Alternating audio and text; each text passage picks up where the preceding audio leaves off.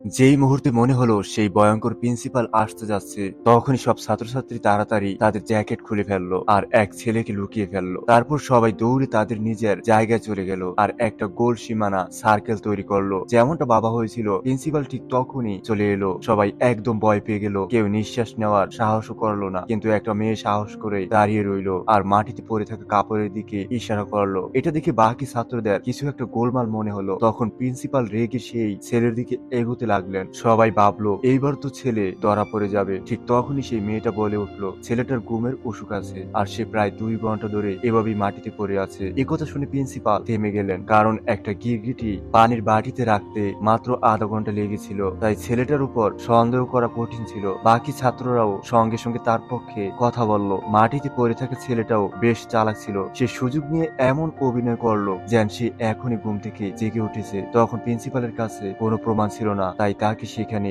ব্যাপারটা শেষ করতে হলো। কিন্তু রেগে গিয়ে চারপাশে তাকালেন আর পাশে দাঁড়িয়ে থাকা এক মেয়েকে দেখলেন, যার কাছে ছিল 2টা আন্তর্জাতিক টাওয়ারের মতো কিছু। কারণ প্রিন্সিপাল টাওয়ারের খুব বিরোধী ছিলেন।